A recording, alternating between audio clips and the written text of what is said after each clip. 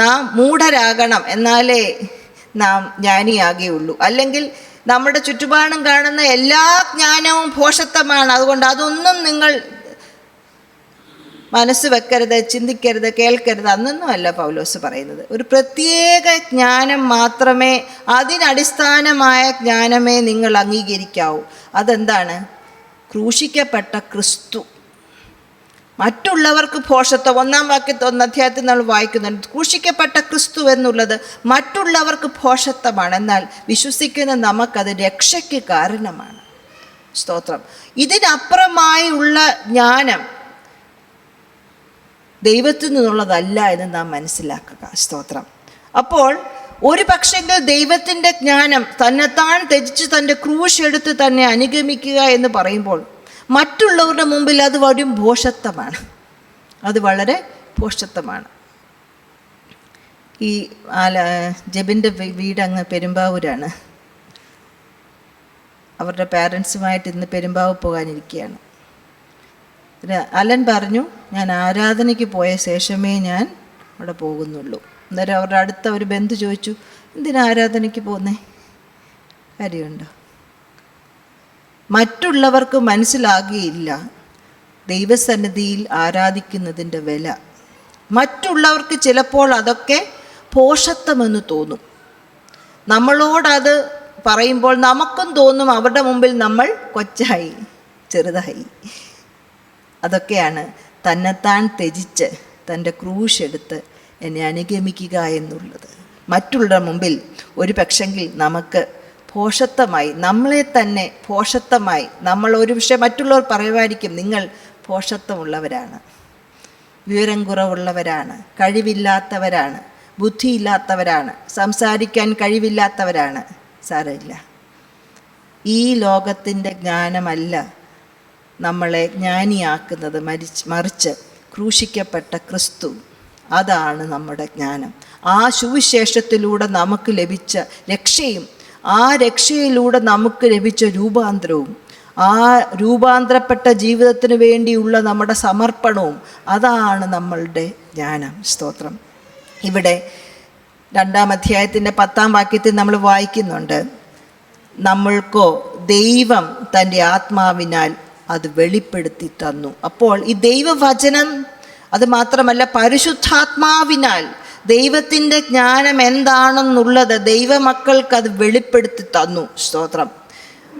ചില കാര്യങ്ങൾ നമുക്ക് മനസ്സിലാകുകയില്ല, ചില കാര്യങ്ങൾ നമുക്ക് മനസ്സിലാക്കിയില്ല. നമ്മൾ ഈ ലോകത്തിൽ നമ്മൾ ജീവിക്കുന്നത് വിശ്വാസത്താലാണ്. എന്തുകൊണ്ടാണ് കർത്താവേ അതിപ്പോൾ സംഭവിക്കാത്തത്? എന്തുകൊണ്ടാണ് അത് അങ്ങനെ സംഭവിച്ചത്? നമുക്കുത്തരവില്ല, നമുക്കറിയില്ല. ഈ ലോകത്തിൽ നമ്മൾ വിശ്വാസത്താൽ ജീവിക്കുന്നു.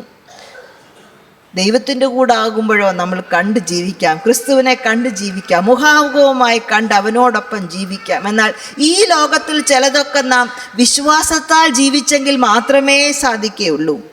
ദൈവത്തിൻ്റെ ജ്ഞാനം, മനുഷ്യൻ്റെ ജ്ഞാനം, അതിന് നല്ല തെളിവാണ് ഉൽപ്പത്തി പുസ്തകം 3 അധ്യായത്തിൽ ദൈവം ആദാമിനോടും ഹവ്വായോടും പറഞ്ഞു, ഈ കാര്യം ചെയ്യരുത്. അതാണ് ദൈവം വെളിപ്പെടുത്തി കൊടുത്തിയ ജ്ഞാനം അതായിരുന്നു. ഈ ഒരു കാര്യം മാത്രം നീ ചെയ്യരുത്, നിങ്ങൾ ചെയ്യരുത്.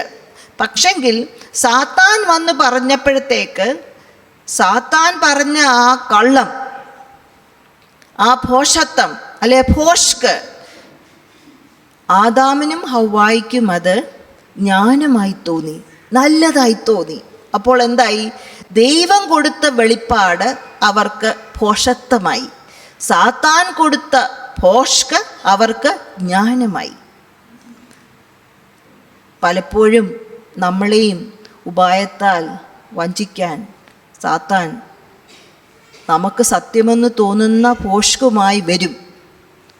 നാം ഓർക്കണം, ഈ ലോകത്തിൻ്റെ ജ്ഞാനം ദൈവസന്നിധിയിൽ ഭോഷത്വമത്രേ.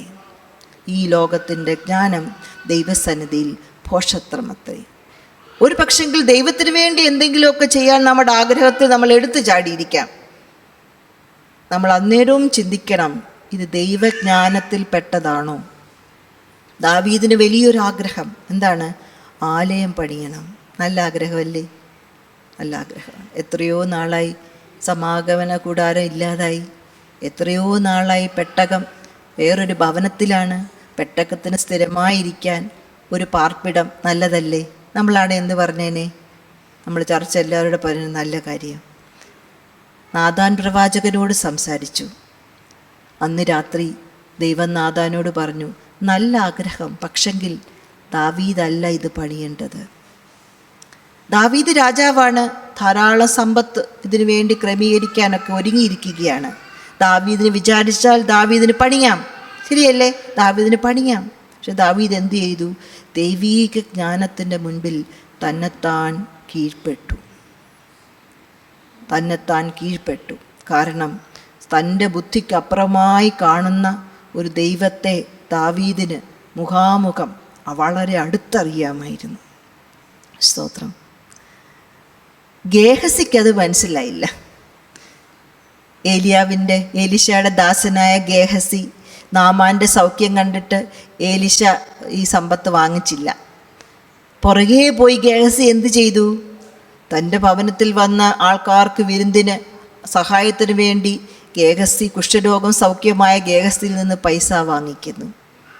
ഗേഹസിക്ക് മനസ്സിലായില്ല ഈ രഹസ്യം. എന്തുകൊണ്ടാണ് ദൈവദാസൻ നാമാൻ്റെ കയ്യിൽ നിന്ന് പണം സമ്മാനമായി വാങ്ങിക്കാഞ്ഞതെന്ന്, അല്ലെങ്കിൽ വസ്തുക്കൾ സമ്മാനമായി വാങ്ങിക്കാത്തതെന്ന് ആർക്ക് മനസ്സിലായില്ല? ഗേഹസിക്ക് മനസ്സിലായില്ല. എന്നാൽ അവന് പറ്റിയ കാര്യം നമുക്കറിയാമല്ലോ. അപ്പോൾ നാം നമ്മുടെ ജീവിതത്തിൽ എപ്പോഴും ചിന്തിക്കണം, ഈ ലോകത്തിൻ്റെ ജ്ഞാനം അനുസരിച്ചാണോ നമ്മൾ സ്റ്റെപ്പ് എടുക്കുന്നത്? നമ്മുടെ കൂട്ടുകാരെല്ലാം തൊള്ളത്ത് തൊട്ടിട്ട് പറയും, കൊള്ളാം, മിടുക്കി, നല്ല കാര്യം. പക്ഷെങ്കിൽ നാം ചിന്തിക്കുക, ദൈവത്തിൻ്റെ ജ്ഞാനമാണോ ലോകത്തിൻ്റെ ജ്ഞാനത്തിനനുസരിച്ചാണോ നാം സ്റ്റെപ്പുകൾ എടുക്കുന്നത്? ഇവിടെ ഈ ലോകത്തിൻ്റെ ജ്ഞാനത്തെക്കുറിച്ച് അപ്പോസ്തലനായ പൗലോസ് പറയുമ്പം അതിൻ്റെ നിമിഷഗതിയെക്കുറിച്ച്, അതിൻ്റെ ടെമ്പററി നേച്ചർ, അത് മാത്രമല്ല അതിൻ്റെ ഫ്യൂട്ടാലിറ്റി, യൂസ്ലെസ്നെസ്, അതിൻ്റെ ഭോഷത്വത്തെക്കുറിച്ച് 2 പഴയ നിയമ ഉദ്ധരണികൾ ഉപയോഗിച്ച് പറയുകയാണ്. ഒന്നാമത്തെ, അവൻ ജ്ഞാനികളെ അവരുടെ കൗശലത്തിൽ പിടിക്കുന്നു. ഇത് എലീഫാസ് എന്ന യോബിൻ്റെ കൂട്ടുകാരൻ. യോബ് പാപിയാണ്, കുറ്റക്കാരനാണ്, തെറ്റുകാരനാണ് എന്ന് പറഞ്ഞ് സമ്മതിപ്പിക്കാൻ വളരെ കാര്യങ്ങൾ പറഞ്ഞ കൂട്ടത്തിൽ പറഞ്ഞ ഒരു കാര്യമാണിത്. ഇങ്ങനെ പറയുന്നു 5-ാം അധ്യായത്തിൽ, യോബിൻ്റെ പുസ്തകം 5-ാം അധ്യായത്തിന് 13-ാം വാക്യത്തിലാണ് നമ്മളത് കാണുന്നത്. അവൻ ജ്ഞാനികളെ അവരുടെ കൗശലത്തിൽ പിടിക്കുന്നു, വക്രബുദ്ധികളുടെ ആലോചന മറിച്ച് കളയുന്നു. അപ്പോൾ ഈ ലോകത്തിൻ്റെ ജ്ഞാനം അനുസരിച്ച് മുമ്പോട്ട് പോകുമ്പോൾ അതെന്ത് ചെയ്യും? അതില്ലാതെയായി പോകും. ദൈവം അതിനെ മാറ്റിക്കളയും. ഇത് പറഞ്ഞ എലീഫാസിനോട് തന്നെ അവസാനം 42-ാം അധ്യായത്തിൽ ഇങ്ങനെ വായിക്കുന്നുണ്ട്, നിന്നോട് നിന്റെ 2 സ്നേഹിതന്മാരോടും എനിക്ക് കോപം ജ്വലിച്ചിരിക്കുന്നു. ആരാ പറയുന്നേ? ദൈവം എലീഫാസിനോട് പറയുകയാണ്, നിന്നോടും നിന്റെ 2 സഹോദരന്മാരോടും എനിക്ക് കോപം ജ്വലിച്ചിരിക്കുന്നു. എൻ്റെ ദാസനായ ഇയ്യോബിനെ പോലെ നീ എന്നെക്കുറിച്ച് വിഹിതമായത് സംസാരിച്ചില്ല. അതുകൊണ്ട് യാഗം കഴിച്ച് ഇയ്യോബ് അവർക്ക് വേണ്ടി പ്രാർത്ഥിക്കാനായിട്ട് പറയുന്നുണ്ട്. സ്തോത്രം. അപ്പോൾ ഈ ലോകത്തിൻ്റെ ജ്ഞാനം അനുസരിച്ച് നല്ലതെന്ന് നമുക്ക് തോന്നുന്നത് പോലും ദൈവസന്നിധിയിൽ എന്താണ്? അത് വിഹിതമല്ല. ദൈവം അത് മറിച്ച് കളയും. ദൈവത്തിൻ്റെ കോപം നമുക്കെതിരെ ജ്വലിക്കും. 2-ാമത്തെ വാക്യം, കർത്താവ് ജ്ഞാനികളുടെ വിചാരം വ്യർത്ഥമെന്നറിയുന്നു. 94-ാം സങ്കീർത്തനത്തിൻ്റെ 11-ാം വാക്യത്തിലാണത് വായിക്കുന്നത്. സ്തോത്രം. ഈ ലോകത്തിൻ്റെ ജ്ഞാനം അത് ടെമ്പററിയാണ്. നമ്മൾ മരിച്ചു കഴിയുമ്പോഴത്തേക്ക് ഇപ്പം പുസ്തകങ്ങളൊക്കെ ധാരാളം വരികയല്ലേ. സോക്രട്ടീസും അവരൊക്കെ എഴുതിയ പുസ്തകങ്ങളും ചിന്തകളും എല്ലാം ഉണ്ടായിരുന്നു. നമ്മളാരെങ്കിലും വായിക്കാറുണ്ടോ? നമ്മളൊന്നും വായിക്കാറില്ല. അങ്ങനെയെങ്കിൽ നമ്മളെപ്പോലുള്ള മനുഷ്യരുടെയോ, മിക്കവാറും നമ്മളെപ്പോലുള്ള മനുഷ്യരുടെ കാര്യങ്ങളെല്ലാം നമ്മൾ കൊണ്ട് തീർന്നു. നമ്മുടെ വല്യപ്പച്ചൻ്റെ പേര് നമുക്ക് ആർക്കെങ്കിലും ഓർമ്മയുണ്ടോ? എത്ര പേർക്ക് കാണും? നമ്മൾ വല്യപ്പച്ചൻ്റെ പേര് നമ്മളെല്ലാം വലിയ ഗമയായിട്ടൊക്കെ ജീവിക്കുകയാണില്ലേ, നല്ല ഒക്കെ ഇട്ട്. പക്ഷെങ്കിൽ നമ്മളെല്ലാം ടെമ്പററിയാണ്. അവരുടെ മക്കളെ വളരെ സന്തോഷത്തോടും സ്നേഹത്തോടുമാണ് നമ്മുടെ വല്യപ്പച്ചൻ വളർത്തിയത്. പക്ഷെങ്കിൽ 4ാം തലമുറയോട് അവരുടെ പേര് പറയാൻ തക്കവണ്ണം അവരത്രയും അപ്പനെയും അമ്മയും മക്കൾ സ്നേഹിച്ചില്ല. അത്രയേ ഉള്ളൂ. ഈ ലോകത്തിൻ്റെ ജ്ഞാനമെല്ലാം ടെമ്പററി, അത് നിമിഷ നേരത്തേക്കേ ഉള്ളൂ. അത് മാത്രമല്ല, ദൈവം അതിനെ വ്യർത്ഥമാക്കി കളയും, ദൈവം അതിനെ ഇല്ലാതാക്കി കളയും, ദൈവം അതിനെ മറിച്ചു കളയും. അതുകൊണ്ട് ഈ ലോകത്തിൻ്റെ ജ്ഞാനത്തിനനുസരിച്ച് പോകരുത്. നമ്മുടെ വിചാരങ്ങളും നമ്മുടെ നിരൂപണങ്ങളൊക്കെ ദൈവം ദൂരത്ത് നിന്ന് അറിയുന്നു. നമ്മുടെ ചിന്തകൾ, നമ്മുടെ വിചാരങ്ങൾ നോക്കുമ്പോൾ നമുക്ക് പറയണം, കർത്താവേ, ഞാൻ വഞ്ചിക്കപ്പെട്ടു പോകരുത്. ഈ ലോകത്തിൻ്റെ ജ്ഞാനത്തിൻ്റെ പുറകെ പോയി നല്ലതെന്ന് മറ്റുള്ളവർ പറയുന്നത് നോക്കി പോയിട്ട്, കർത്താവേ, ഞാൻ വഞ്ചിക്കപ്പെട്ടു പോകരുത്. നമ്മളോട് തന്നെ, നമ്മുടെ സഹോദരനോട് പറയുകയല്ല, അല്ലെ നമ്മുടെ അമ്മയോടോ അച്ഛനോടോ ഭർത്താവിനോടോ ഭാര്യയോടോ കുഞ്ഞുങ്ങളോടോ പറയുകയല്ല, എന്നോട് തന്നെ പറയുകയാണ്, ഞാൻ വഞ്ചിക്കപ്പെട്ടു പോകരുത്. എൻ്റെ പ്രവൃത്തി കൊണ്ട്, എൻ്റെ ചിന്തകൾ കൊണ്ട്, കർത്താവേ, ഞാൻ നല്ലതെന്ന് കരുതുന്നത് കൊണ്ട് ഞാൻ വഞ്ചിക്കപ്പെട്ടു പോകരുത്. സ്തോത്രം. 2-3 കാര്യങ്ങൾ ഈ വഞ്ചിക്കപ്പെട്ടു പോകാതിരിക്കാൻ ഞാനൊന്ന് പറഞ്ഞോളട്ടെ. ദൈവസന്നിധിയിൽ ജ്ഞാനമെന്നുള്ളത് നാം മനസ്സിലാക്കി പ്രവർത്തിക്കുക. എങ്ങനെയാണ് ദൈവസന്നിധിയിൽ ജ്ഞാനമുള്ളതെന്ന് നമുക്ക് മനസ്സിലാകുന്നത്? ഈ പുസ്തകം ദൈവത്തിൻ്റെ വചനമാണ്. ഈ പുസ്തകം നാം വായിക്കണം, ഈ പുസ്തകം നാം ധ്യാനിക്കണം, ഈ പുസ്തകം നാം പഠിക്കണം, ഈ പുസ്തകം നമ്മുടെ കുഞ്ഞുങ്ങൾക്ക് ഉപദേശിച്ചു കൊടുക്കണം. സ്തോത്രം. രാവിലെയും ഉച്ചയ്ക്കും വൈകിട്ടും രുചികരമായ ആഹാരം നമ്മുടെ കുഞ്ഞുങ്ങൾക്കുണ്ടാക്കുന്നത് പോലെ, നമ്മുടെ പ്രിയപ്പെട്ടവർക്കുണ്ടാക്കുന്നത് പോലെ ഈ വചനവും നമ്മുടെ പ്രിയപ്പെട്ടവർക്ക് നമ്മൾ പറഞ്ഞു കൊടുക്കണം. സ്തോത്രം. ഈ വചനം ദൈവത്തിൻ്റെ ജ്ഞാനമാണ്. ഇതിനെ നാം ചേർത്ത് പിടിക്കണം. സ്തോത്രം. ഞായറാഴ്ച ഈ പുസ്തകം കൊണ്ടുപോയി എവിടെയെങ്കിലും ഒരു സ്ഥാനത്ത് വെക്കുകയല്ല, മറിച്ച് എല്ലാ ദിവസവും ഈ വചനം വായിക്കണം. കുഞ്ഞുങ്ങൾ 8-9 വയസ്സാകുമ്പോഴത്തേക്ക് ഒരുമാതിരിയൊക്കെ നല്ലതായി വചനം വായിക്കാനായി, വാക്കുകൾക്ക് ചേർത്ത് വായിക്കാനായിട്ട് അവർക്കറിയാം.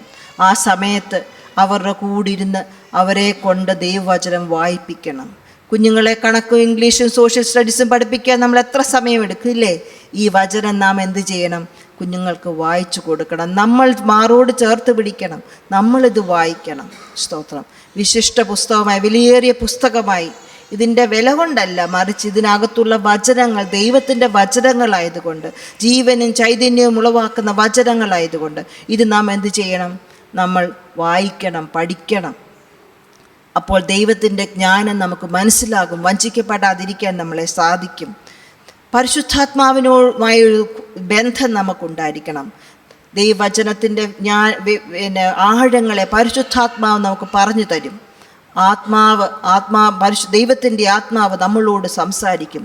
ദൈവത്തിൻ്റെ മനസ്സറിയുന്നവൻ ആർ? നമ്മൾ കഴിഞ്ഞ ദിവസങ്ങൾ വായിച്ചല്ലോ. ദൈവത്തിൻ്റെ മനസ്സറിയണമെങ്കിൽ പരിശുദ്ധാത്മാവിനാൽ നിറഞ്ഞ്, നമ്മൾ കേവലം അന്യഭാഷ സംസാരിക്കാൻ മാത്രമല്ല പരിശുദ്ധാത്മാവ്, ദൈവവുമായിട്ട് നമ്മുടെ ആത്മാവ് കണക്റ്റ് ചെയ്യാൻ. സ്തോത്രം. നമ്മുടെ ഭവനത്തിലിരുന്ന്, ചർച്ചിലിരുന്ന് മാത്രമല്ല അന്യഭാഷകൾ സംസാരിക്കേണ്ട, ഭവനത്തിലിരുന്നും നമ്മുടെ പ്രാർത്ഥനകളിലൊക്കെ അന്യഭാഷകൾ സംസാരിക്കുക. നടന്നു പോകുമ്പോൾ, ബസ്സിൽ പോകുമ്പോൾ, അല്ലെങ്കിൽ യാത്ര ചെയ്യുമ്പോഴൊക്കെ എന്ത് ചെയ്യാം? പരിശുദ്ധാത്മാവിനാൽ ദൈവത്തോട് സംസാരിച്ചു കൊണ്ടിരിക്കാം. മറ്റുള്ളവരോട്, ദൈവികമായ വ്യക്തികളോട് നമുക്ക് ആലോചന ചോദിക്കാം. എന്തെങ്കിലും ദൈവികതമാണെന്ന് എനിക്ക് മനസ്സിലായാൽ നമുക്ക് ദൈവികമായ മറ്റുള്ളവരുടെ ആലോചന ചോദിക്കാം. ഇത് എനിക്ക് തോന്നുന്നു ദൈവം എന്നോട് സംസാരിച്ചു, എൻ്റെ കൂടെ അല്പനേരം പ്രാർത്ഥിക്കുമോ, ഇത് ദൈവികതമാണോ എന്നറിയാൻ. അല്ലെങ്കിൽ എന്തു ചെയ്യും? വഞ്ചിക്കപ്പെട്ടു പോകും. സ്തോത്രം. രണ്ടാമതായിട്ട്, സ്വന്തം വിവേകത്തിൽ ഊന്നരുത്. സ്തോത്രം. അത് സദൃശ്യവാക്യങ്ങൾ 3-ാം അധ്യായത്തിലൊരു വാക്യമാണ് ഞാൻ വായിച്ചത്. സ്വന്തം വിവേകത്തിൽ ഊന്നരുത്. നമുക്ക് നല്ലതെന്ന് തോന്നിയ ഒത്തിരിയും കാര്യങ്ങൾ കാണും. ഹൗവായ്ക്ക് അതാണ് പറ്റിയത്. നല്ലതെന്ന് തോന്നി, കണ്ണിന് ഇമ്പമായത്, നാവിന് എല്ലാം നല്ലതെന്ന് തോന്നി. അപ്പോൾ എന്ത് ചെയ്തു? തന്നെത്താൻ സ്വന്തം വിവേകത്തിൽ ഊന്നി. അത് വളരെ അബദ്ധത്തിലോട്ട് പോയി. സ്വന്തം വിവേകത്തിൽ ഊന്നരുത്, മറിച്ച് ദൈവസന്നിധിയിൽ നമ്മളെ തന്നെ സമർപ്പിക്കുക. ചിലതൊക്കെ നമുക്ക് മനസ്സിലാകത്തില്ല. ആവർത്തന പുസ്തകം 29-ാം അധ്യായത്തിൻ്റെ 29-ാം വാക്യത്തിൽ ഇപ്രകാരം ദൈവത്തെ മുഖാമുഖമായി കണ്ടു. ഒന്നോർത്ത് നോക്കി, 40 ദിവസം ദൈവത്തോട് കൂടിയായിരുന്നു.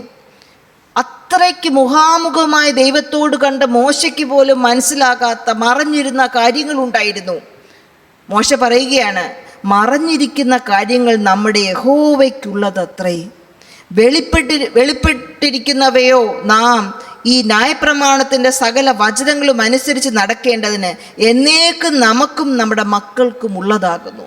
അപ്പോൾ ചില കാര്യങ്ങൾ നാം മനസ്സിലായില്ലെങ്കിൽ വിശ്വാസത്തോട് ജീവിപ്പാൻ കർത്താവെ വിശ്വാസം തരണമേ എന്ന് പ്രാർത്ഥിക്കുക. അത് ദൈവത്തിനുള്ളതാണ്. വെളിപ്പെടാനുള്ളതാണെങ്കിൽ, വെളിപ്പെടുത്താനുള്ളതാണെങ്കിൽ ദൈവം അത് നമുക്ക് സമയത്ത് വെളിപ്പെടുത്തി തരും. മനസ്സിലായില്ലെങ്കിലും സ്വന്തം വിവേകത്തിൽ ഊന്നി മുൻപോട്ട് പോകരുത്. സ്തോത്രം. നമ്മളുടെ ആഗ്രഹങ്ങൾ ദൈവത്തിൻ്റെ ആഗ്രഹങ്ങളിലേക്ക് സമർപ്പിച്ച് നമുക്ക് മുമ്പോട്ട് പോകണം. യേശുവിൻ്റെ പ്രാർത്ഥന അറിയാമല്ലോ അല്ലേ?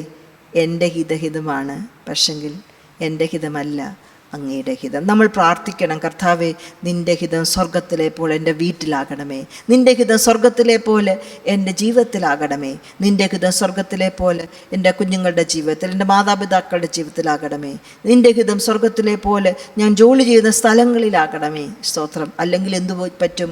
നാം വഞ്ചിക്കപ്പെട്ടു പോകും.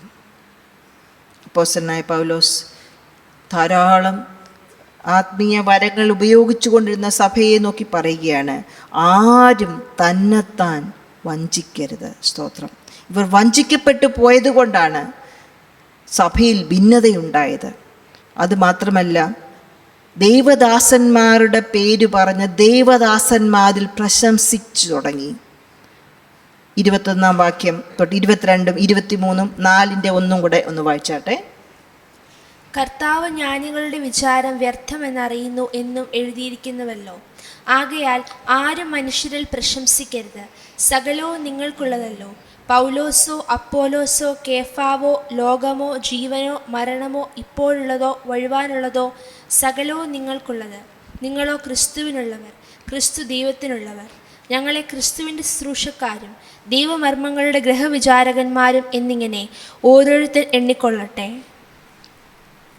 ഇവിടെ രണ്ടാമത്തെ കാര്യം, ആരും മനുഷ്യനിൽ പ്രശംസിക്കരുത്. ഒന്ന്, തന്നെത്താൻ വഞ്ചിക്കപ്പെടരുത്. രണ്ടാമത്, ആരും മനുഷ്യരിൽ പ്രശംസിക്കരുത്. ഇവർ പ്രശംസിക്കുകയായിരുന്നു. അവരുടെ കഴിവിലായിരുന്നോ? അല്ല. അവരുടെ ജ്ഞാനത്തിലായിരുന്നോ? അല്ല. അവരുടെ പണത്തിലായിരുന്നോ? അല്ല. മറിച്ച് അവർ പ്രശംസിച്ച് സഭയിൽ ഭിന്നതയുണ്ടാക്കിയത് പൗലോസിനെയും അപ്പല്ലോസിനെയും കേഫാവിനെയും ഒക്കെ ചൊല്ലിയായിരുന്നു. അവരായിരുന്നു അവരുടെ പ്രശംസ. ദൈവമല്ലായിരുന്നു അവരുടെ പ്രശംസ, മറിച്ച് ഇവരായിരുന്നു. അവർ ചെയ്ത പ്രവൃത്തിയോ, സഭയിലെ വിശ്വാസികൾ ചെയ്ത പ്രവൃത്തിയോ, അവരിലുള്ള ആത്മീയ വരങ്ങളുമല്ലായിരുന്നു പ്രശംസ, മറിച്ച് മനുഷ്യരിൽ അവർ പ്രശംസിച്ചു. അതും ലോകജ്ഞാനത്തിൻ്റെ തെളിവാണ്.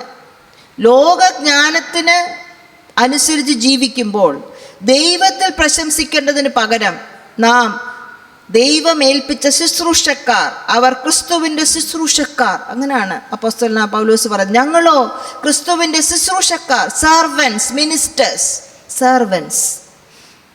അവരിൽ പ്രശംസിക്കാൻ തുടങ്ങി. ഞാൻ ഇന്നാരുടെ പക്ഷം, ഞാൻ അടുത്താളുടെ പക്ഷം. അപ്പോസ്തലനായ പൗലോസ് പറയുകയാണ്, അത് ലോകത്തിൻ്റെ ജ്ഞാനത്തിൻ്റെ തെളിവാണ്. അതുകൊണ്ട് ആരും മനുഷ്യനിൽ പ്രശംസിക്കരുത്.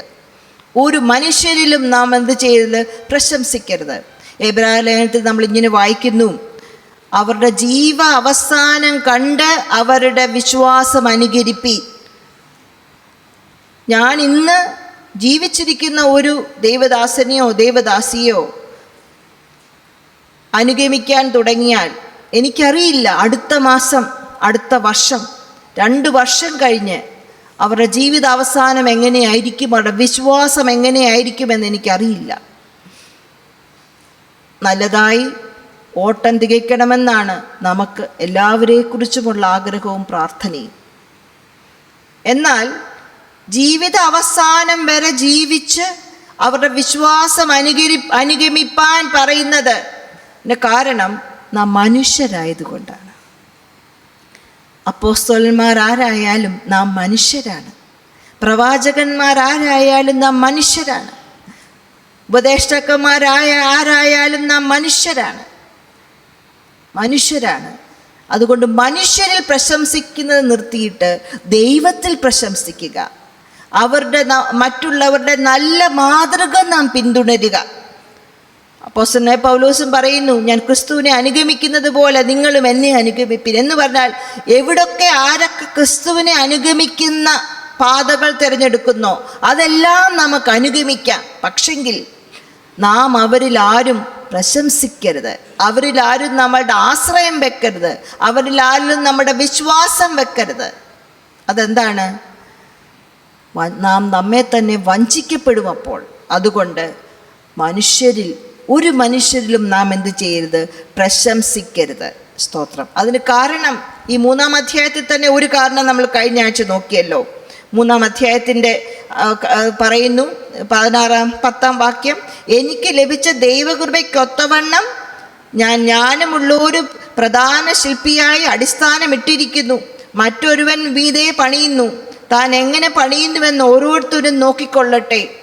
യേശുക്രിസ്തു എന്നിട്ടിരിക്കുന്ന അടിസ്ഥാനമല്ലാതെ മറ്റൊന്നിടുവാൻ ആർക്കും കഴിയുകയില്ല എന്ന് പറഞ്ഞാൽ എല്ലാവരും ദൈവകൃപയ്ക്കനുസരിച്ച് പ്രവൃത്തി ചെയ്തതേ ഉള്ളൂ. അതുകൊണ്ട് മനുഷ്യരിൽ പ്രശംസിക്കേണ്ട കാര്യമില്ല. പൗലോസോ അപ്പല്ലോസോ കേഫാവോ എന്തൊക്കെ ദൈവത്തിന് വേണ്ടി ചെയ്തോ അതെല്ലാം ദൈവത്തിൻ്റെ പ്രവൃത്തിയാണ്. ദൈവമാണ് അവരിലൂടെ പ്രവർത്തിച്ചത്. അവരുടെ പ്രവൃത്തി എപ്രകാരമെന്ന് ന്യായവിധി ദിവസത്തിൽ അറിയാം. അതുകൊണ്ട് നാം മനുഷ്യരിൽ ആരും പ്രശംസിക്കരുത്. രണ്ടാമത് വേറൊരു കാര്യം കൂടെ പറയുകയാണ് ഇവിടെ തൊട്ടടുത്ത വാക്യത്തിൽ. പൗലോസോ അപ്പല്ലോസോ കേഫാവോ ലോകമോ ജീവനോ മരണമോ ഇപ്പോഴുള്ളതോ വരുവാനുള്ളതോ സകലവും നിങ്ങൾക്കുള്ളത്. നിങ്ങളോ ക്രിസ്തുവിനുള്ളവർ, ക്രിസ്തു ദൈവത്തിനുള്ളവർ. ഒന്ന് ഓർത്ത് നോക്കിക്കേ. ജീവൻ, മരണം, ലോകം, ഇപ്പോഴുള്ളത്, വരുവാനുള്ളത്. പലപ്പോഴും ഇതൊക്കെ ഓർത്ത് നമ്മളുടെ മനസ്സെന്ത് ചെയ്യാറുണ്ട്? വ്യാകുലപ്പെടാറുണ്ട്, ഭയപ്പെടാറുണ്ട്, ഭീതിപ്പെടാറുണ്ട്. ഇന്നത്തെ കാര്യം കുഴപ്പമില്ല, നാളെ എങ്ങനായിത്തീരും ഇല്ലേ? നമ്മളുടെ എല്ലാം ആദിയാണ്, നമ്മളുടെ എല്ലാം മനസ്സിൻ്റെ ഭാരമുണ്ടാക്കുന്ന കാര്യമാണ്. എന്നാൽ പരിശുദ്ധാത്മാവ് നമ്മെ ഓർപ്പിക്കുകയാണ്, ഇതെല്ലാം നിങ്ങൾക്കുള്ളത്. നമ്മൾക്കിത് ലഭിച്ചത് നമ്മളുടെ പണം കൊണ്ടോ സാമർഥ്യം കൊണ്ടോ കഴിവ് കൊണ്ടോ ബുദ്ധി കൊണ്ടോ അല്ല, മറിച്ച് ക്രിസ്തുവിൽ. നിങ്ങളോ ക്രിസ്തുവിലുള്ളവർ, ക്രിസ്തു ദൈവത്തിനുള്ളവർ. ഒരിക്കൽ ജീവനും മരണവും ലോകവും ഈ ലോകത്തിലുള്ളതും വരുവാനുള്ളതെല്ലാം നമ്മളെ ഭാരപ്പെടുത്തിയെങ്കിൽ, ഭയപ്പെടുത്തിയെങ്കിൽ, ക്രിസ്തു മുഖാന്തരം, ക്രിസ്തുവിൽ നമ്മളായത് മുഖാന്തരം ഇതെല്ലാം നമ്മളുടെ അവകാശമായി, ഇതെല്ലാം നമ്മളുടേതായി. ക്രിസ്തുവിലാണ് ഇതെല്ലാം നമ്മുടേതായത്. നാം ക്രിസ്തുവിൽ തുടരുന്നോ ഇതെല്ലാം നമ്മുടേതാണ്. കാരണം ക്രിസ്തു ക്രൂശിൽ മരിച്ചതോടുകൂടി ഇതിൻ്റെ മേലെല്ലാം ആധിപത്യം നൽകുന്നു. ക്രിസ്തു ഉയർത്തെഴുന്നേറ്റതിലൂടെ മരണത്തിന്മേലെല്ലാം ആധിപത്യമുള്ളവനായി തീർന്നു. നാം ക്രിസ്തുവിനുള്ളവരെങ്കിൽ ഇതെല്ലാം നമ്മുടേതുമാണ്. ഞാൻ കേഫാവിൻ്റെ പക്ഷക്കാരൻ, ഞാൻ അപ്പൊല്ലോസിൻ്റെ പക്ഷക്കാരൻ, ഞാൻ പൗലോസിൻ്റെ പക്ഷക്കാരൻ എന്ന് പറയുമ്പോൾ പറയുകയാണ്, പൗലോസും അപ്പൊല്ലോസോ കേഫാവോ ഇതെല്ലാം നിങ്ങൾക്കുള്ളത്. ഞാൻ അവരുടെ പക്ഷക്കാരനല്ല, മറിച്ച് അവർ ഞങ്ങൾക്കുള്ളത്. എങ്ങനെ? ക്രിസ്തുവിൽ. മനുഷ്യരിൽ അവർ പ്രശംസിക്കുന്ന മനുഷ്യർ അവരുടേതാണ്, ക്രിസ്തുവിൽ അവർ ദൈവത്തിൻ്റെതാണ് എന്ന് അവർക്ക് മനസ്സിലായില്ല. അപ്പോൾ മറ്റുള്ളവർ പ്രശംസിക്കാതിരിക്കണമെങ്കിൽ നാം ഇത് മനസ്സിലാക്കണം. നമ്മളെ ശുശ്രൂഷിക്കുന്ന ദൈവമക്കൾ മാത്രമല്ല, ലോകവും മരണവും ജീവനും ഇപ്പോഴുള്ളതും വരുവാനുള്ളതും എല്ലാം നമുക്കുള്ളത്. പക്ഷെ നാം ആർക്കുള്ളതാണ്? ക്രിസ്തുവിനുള്ളതാണ്. ക്രിസ്തു ദൈവത്തിനുള്ളത്. അപ്പോൾ ഇതെല്ലാം ക്രിസ്തുവിൽ നമ്മളുടേതാകാൻ ആയി നാം ക്രിസ്തുവിലാകുമ്പോൾ, എപ്പോൾ നമ്മൾ ക്രിസ്തുവിൻ്റെ പാതയിൽ വിട്ടുമാറുമോ അപ്പോഴാണ് ലോകത്തെക്കുറിച്ചുള്ള ഭാരം, ജീവനെക്കുറിച്ചുള്ള ഭയം, മരണത്തെക്കുറിച്ചുള്ള ഭയം, വരുവാനുള്ളതിനെക്കുറിച്ചുള്ള ഭയം നമ്മളെ അലട്ടുന്നെങ്കിൽ നാം ചിന്തിക്കുക, ഞാൻ വഞ്ചിക്കപ്പെട്ടു പോയോ? ഞാൻ ക്രിസ്തുവിൻ്റെ സ്നേഹത്തിൽ നിലനിൽക്കുന്നോ? ക്രിസ്തുവിലൂടെ ഇതെല്ലാം നമ്മളുടേതാകാൻ ക്രിസ്തുവിന് വലിയൊരു വില കൊടുക്കേണ്ടി വന്നു. നാം ഇങ്ങനെ വായിക്കുന്നല്ലോ, നമ്മുടെ കർത്താവായ യേശു ക്രിസ്തു സമ്പന്നനായിരുന്നിട്ടും അവൻ്റെ ദാരിദ്ര്യത്താൽ നിങ്ങൾ സമ്പന്നനാകേണ്ടതിന് നിങ്ങൾ നിമിത്തം ദരിദ്രനായി തീർന്ന കൃപ നിങ്ങൾ അറിയുന്നുവല്ലോ. 2 കൊരിന്ത്യർ 8-9 2 കൊരിന്ത്യർ 8-9 ഒരു പ്രാവശ്യം കൂടെ ഞാൻ വായിച്ചു കൊള്ളട്ടെ. നമ്മുടെ കർത്താവായ യേശു ക്രിസ്തു സമ്പന്നനായിരുന്നിട്ടും അവൻ്റെ ദാരിദ്ര്യത്താൽ നിങ്ങൾ സമ്പന്നനാകേണ്ടതിന് നിങ്ങൾ നിമിത്തം ദരിദ്രനായി തീർന്ന കൃപ നിങ്ങൾ അറിയുന്നുവല്ലോ. സ്തോത്രം. ക്രിസ്തു മുഖാന്തരം ഇതിൻ്റെ മേലെല്ലാം നമുക്ക് ജയം വരിക്കാൻ കാരണം ക്രിസ്തു സമ്പന്നനായിട്ട് അവൻ ദരിദ്രനായി എന്തിന്? നമ്മളെ സമ്പന്നനാക്കാൻ. ഒരു വെച്ചുമാറ്റമായിരുന്നു. നമ്മളെ സമ്പന്നനാക്കാൻ വേണ്ടി ദൈവം ദരിദ്രനായ നമ്മളുടെ ദാരിദ്ര്യം യേശു ഏറ്റുവാങ്ങി. എന്നിട്ട് സ്വർഗത്തിലുള്ളതെല്ലാം ദൈവം നമുക്ക് നൽകി തന്നു. അവനാണ് നമ്മളുടെ പ്രശംസ. ദൈവമാണ് നമ്മളുടെ പ്രശംസ. മനുഷ്യരിൽ പ്രശംസിക്കരുത് എന്ന് പറയാമോ? ഞാൻ മനുഷ്യരിൽ പ്രശംസിക്കത്തില്ല. ദൈവം പല സമയങ്ങളിൽ പല ദൈവദാസന്മാരെ, പല ദൈവമക്കളെ നമ്മളുടെ വിടുതലിനായി, നമ്മുടെ അനുഗ്രഹത്തിനായി ഉപയോഗിക്കും. അവരുടെ കൃപയല്ല, മറിച്ച് ദൈവത്തിന് നമ്മളോടുള്ള കരുണയാണ്. ദൈവത്തിന് നമ്മളോടുള്ള കരുണ. എപ്പോഴെങ്കിലും ദൈവം നമ്മളെ ആരുടെയെങ്കിലും സൗഖ്യത്തിനോ വിടുതലിനോ ഉപയോഗിച്ചാൽ നാം ദൈവത്തോട് പറയേണ്ടത്, കർത്താവേ, അവരോടുള്ള കരുണയിൽ ദൈവം എന്നെ ഉപയോഗിക്കാൻ അങ്ങനെ ഇഷ്ടം തോന്നിയല്ലോ. എപ്പോഴെങ്കിലും അവർ നമ്മളെ പുകഴ്ത്താൻ തോന്നിയാൽ, അല്ലെ അങ്ങനൊരു അവസരം വന്നാൽ നാം തന്നെ ഒഴിഞ്ഞു മാറണം. കാരണം എന്താണ്? ദൈവത്തിന് കൊടുക്കേണ്ട പ്രശംസ ദൈവത്തിന് തന്നെ കൊടുക്കണം. സ്തോത്രം. അലക്സ് സാർ എൻ്റെ ഹസ്ബൻഡ് ഇവിടെ ഇല്ലല്ലോ, അതുകൊണ്ട് ഞാനൊരു കാര്യം പറയാം. ഞങ്ങളുടെ മണക്കാല കൺവെൻഷൻ ആയിരുന്നല്ലോ കഴിഞ്ഞ 2 ആഴ്ചയ്ക്ക് മുമ്പ്. അദ്ദേഹത്തിൻ്റെ ഫോട്ടോ ഞങ്ങളുടെ സെമിനാരിയുടെ ഫ്രണ്ടിലുണ്ടായിരുന്ന ഒരു ഫ്ലെക്സിനകത്ത് ഒട്ടിച്ചു വെച്ചു. അദ്ദേഹം അത് കണ്ടു. നേരെ ഓഫീസിൽ ചെന്നിട്ട് പറഞ്ഞു, എൻ്റെ ഫോട്ടോ അവിടെ നിന്ന് മാറ്റിയിട്ട് അവിടെ ഒരു വെള്ള പേപ്പർ ഒട്ടിച്ചോളാൻ പറഞ്ഞു. എൻ്റെ ഫോട്ടോ ഒരു ഫ്ലെക്സിനകത്തും വരാൻ പാടില്ല. പുറകാലം അതിനെക്കുറിച്ച് സംസാരിച്ചപ്പോൾ, അദ്ദേഹത്തിൻ്റെ ഒരു ബന്ധുവായിട്ട് സംസാരിച്ചപ്പോൾ അദ്ദേഹം പറഞ്ഞു, ഇതൊക്കെ ദൈവദാസന്മാർക്കൊരു ലഹരിയായി മാറും, ഒരാസക്തിയായി മാറും. പിന്നെ ഫോട്ടോ ഇല്ലെങ്കിലാകും പ്രശ്നം. അങ്ങനെയുള്ള അവസ്ഥയിൽ നമ്മൾ പോകാതെ നമ്മൾ എന്ത് ചെയ്യണം? നാം തന്നെ ഒഴിഞ്ഞു മാറണം. മഹത്വം ആർക്ക് കൊടുക്കണം? ദൈവത്തിന് കൊടുക്കണം. നാം മറ്റുള്ളവർ പ്രശംസിക്കേണ്ടതിന് പകരം നമ്മളെ സമ്പന്നനാക്കാൻ ദരിദ്രനായി തീർന്ന, സ്വർഗം വെട്ടി ഭൂമിയിൽ വന്ന ദൈവത്തിൽ മാത്രമേ നാം പ്രശംസിക്കാം. സ്തോത്രം. 1 കൊരിന്ത്യർ 30-31 അത് വ്യക്തമായി പറയുന്നുണ്ട്. 1 കൊരിന്ത്യർ 1-ാം 30-31 അത് വ്യക്തമായി പറയുന്നു. 29 ഇങ്ങനെ പറയുന്നു, ദൈവസന്നിധിയിൽ ഒരു ജഡവും പ്രശംസിക്കാതിരിക്കേണ്ടതിന് തന്നെ നിങ്ങളോ അവനാൽ ക്രിസ്തുവേശുവിൽ ഇരിക്കുന്നു. അവൻ നമുക്ക് ദൈവത്തിൽ നിന്ന് ജ്ഞാനവും നീതിയും ശുദ്ധീകരണവും വീണ്ടെടുപ്പുമായി തീർന്നു. ക്രിസ്തു ആരായി തീർന്നു? നമുക്ക് ഒരുമിച്ച് വായിക്കാം. ജ്ഞാനവും നീതിയും ശുദ്ധീകരണവും വീണ്ടെടുപ്പുമായി തീർന്നു. ഏതെങ്കിലും മനുഷ്യർ, ഏതെങ്കിലും ദൈവദാസിമാർ ഇതായി തീർന്നോ? നമുക്ക് ഇല്ല. മറിച്ച് അവരെ ദൈവം ഒരു ഉപകരണമായി ഉപയോഗിച്ചു എന്ന് മാത്രം. എന്നാൽ ദൈവമാണ് നമുക്ക് ജ്ഞാനവും നീതിയും ശുദ്ധീകരണവും വീണ്ടെടുപ്പുമായത്. കാരണം പ്രശംസിക്കുന്നവർ, 31 വാക്യത്തിൽ, പ്രശംസിക്കുന്നവർ കർത്താവിൽ പ്രശംസിക്കട്ടെ. പ്രശംസിക്കുന്നവർ കർത്താവിൽ പ്രശംസിക്കട്ടെ. സ്തോത്രം. 4 അധ്യായത്തിന് 1 വാക്യത്തിൽ വായിക്കുന്നു, നാം കർത്താവിൻ്റെ ശുശ്രൂഷക്കാർ. ഞങ്ങളോ കർത്താവിൻ്റെ ശുശ്രൂഷക്കാർ. പൗലോസ് കർത്താവിൻ്റെ ശുശ്രൂഷക്കാർ. അപ്പല്ലോസ്, കേഫ, പത്രോസ്, ആരുടെയൊക്കെ പേര് വേണമെങ്കിലും അവിടെ എഴുതി ചേർക്കാം. നാം എല്ലാം എന്താണ്?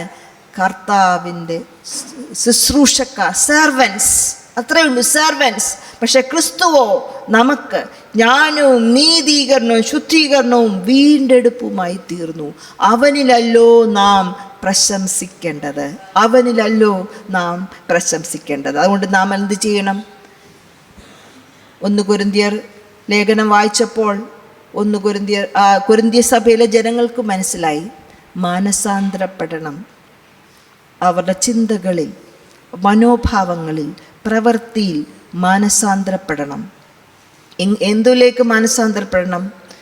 അവരെ ക്രൂശിൻ്റെ സന്ദേശം അവർക്ക് ജ്ഞാനമായി തോന്നത്തക്കവണ്ണം ആ ഒരു പ്രവൃത്തിയിലോട്ട് മാനസാന്തരപ്പെടണം.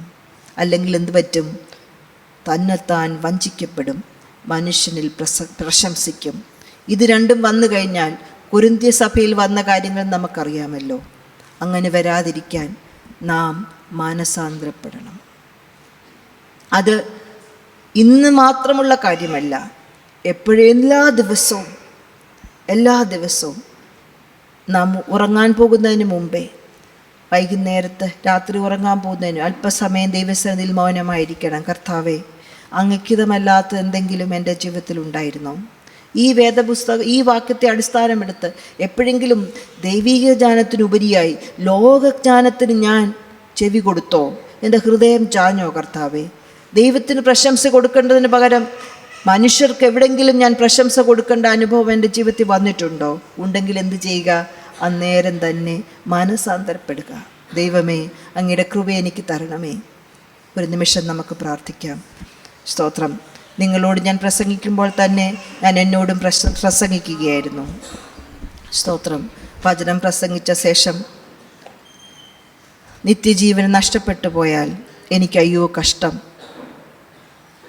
ദൈവത്തിന് വേണ്ടി പല കാര്യങ്ങൾ നാം ചെയ്തിട്ട് വഞ്ചിക്കപ്പെട്ടു പോയാൽ നമുക്ക് അയ്യോ കഷ്ടം. നമ്മളെ തന്നെ ദൈവകരങ്ങളിൽ സമർപ്പിക്കാം.